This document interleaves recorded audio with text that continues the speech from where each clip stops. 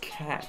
Today we're going to find out if you can still use the original 2006 MacBook Pro in 2018.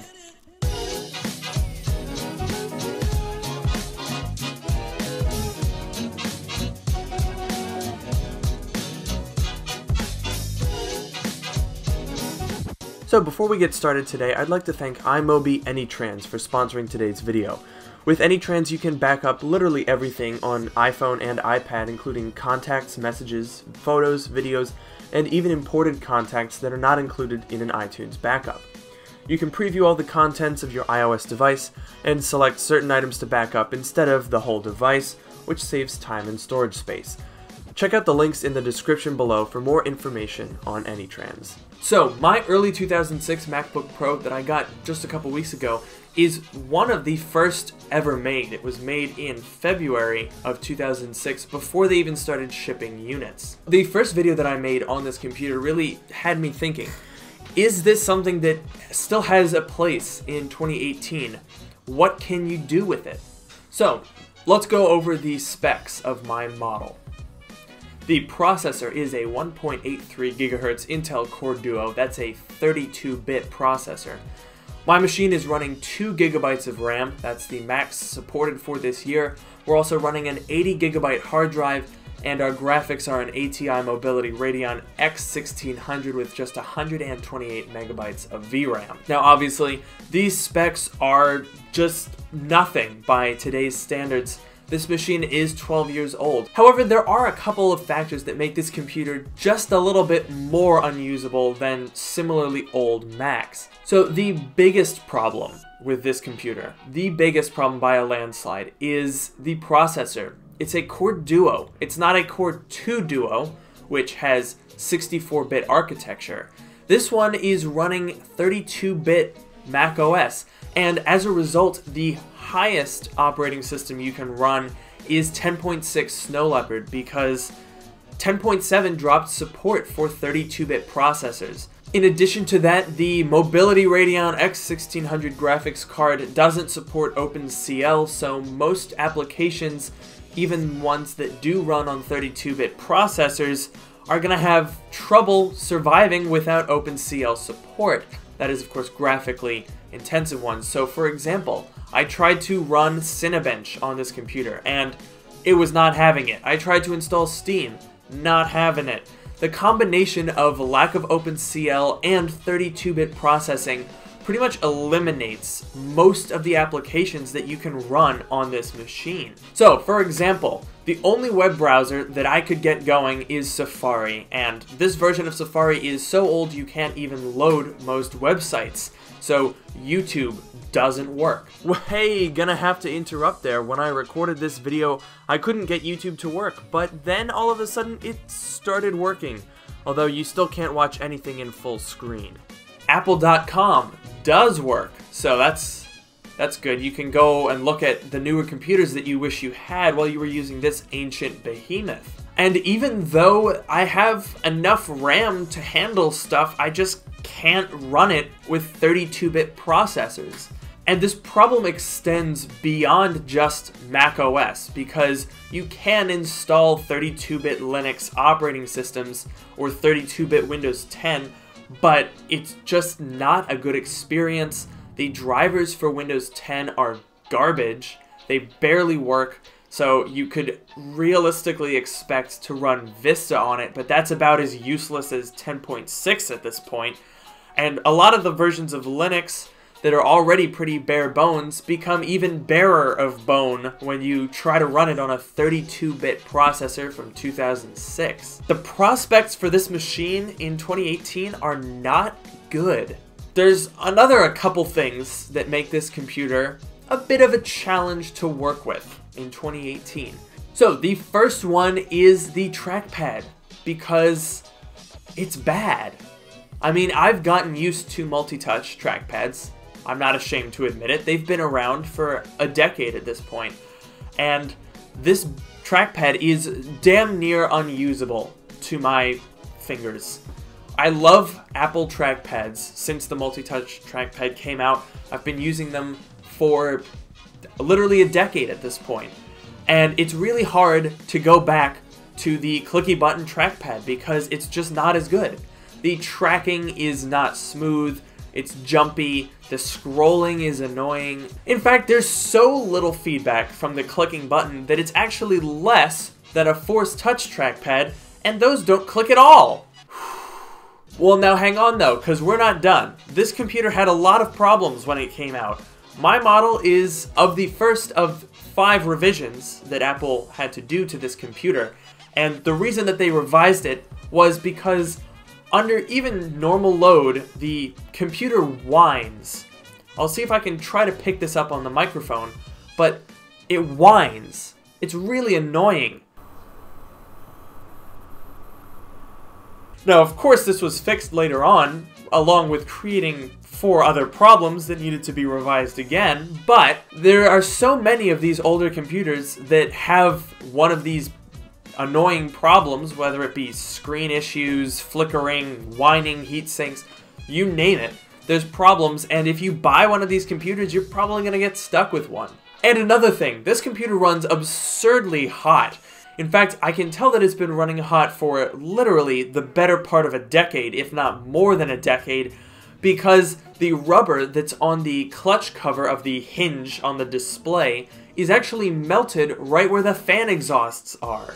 It's not looking good for the original MacBook Pro in 2018. It's really more of an antique at this point. But what can you do if you absolutely have to? You can do a very select few things. Let's go through them. Number 1, you can play chess. It's there, and you can do that. Just don't put it on your lap, because it'll melt your legs off. Number 2, DVD playing. Yes, that's right, this could be your very own personal DVD player if you still watch DVDs, because it has a DVD slot, and at only $50 with its screen attached, you could use it for that. Number 3, word processing. It does in fact have a keyboard, and Microsoft Word 2011 runs on this machine, so I mean, you could use it, and it does have Wi-Fi, so you would hopefully be able to connect it to a wireless printer, and it has Ethernet if you can, and FireWire if you really can. But that's an option! You could use it as a typing machine. The keyboard is... it's okay. I personally prefer the chiclet style keyboards on the unibody MacBook Pros, or even the butterfly keyboard mechanism, which, despite its problems, I really like using. But this keyboard works, so... overall, this machine is not something I would recommend. The original MacBook Pro is a bygone era. There's no reason for you to actively go out and buy an early 2006, especially when you consider that they're not really that much cheaper than the late 2006 MacBook Pros that have a Core 2 Duo, which is 64-bit, and will allow you to run, if not a newer version of macOS, certainly more interesting flavors of Linux, or a more fully featured Windows 10. So, would I recommend going out and buying an original MacBook Pro? No, absolutely not. There is no reason, if you're looking for a computer to use, you should not be buying a computer of this age. And I know I've been rough on it, but this is an important computer. It's the first, it's the beginning. I have a video that I made talking all about how it's the beginning. You can look at it there. But really, there's no reason for you to buy something of this age to use every day. I really can't see it working for most people. I'm sure there are some of you who use machines even older than this, and that's fine, but for most people, this just doesn't cut it. You can't even install Google Chrome on this machine. It's just too old to really be useful. So the only reason to have a machine like this is for the history. It's the first. It's the genesis, the beginning of the MacBook Pro. And for that, it's an interesting artifact. But it's really nothing more than an artifact. So that's the bulk of this video. If you just wanted to see that, feel free to turn off now. But I do want to talk a little bit at the end of this video about Apple's reputation for innovation and how that's kind of been changing.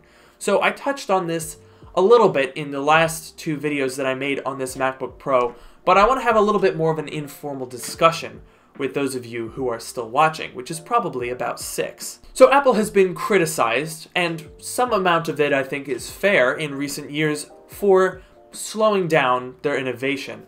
It doesn't seem like we're having revolution after revolution anymore, and Apple is certainly taking a more iterative approach to their computers and their devices. Now, a lot of people are criticizing Apple for this, and to some extent I do think it's true that they aren't innovating like they used to. I 100% agree with that.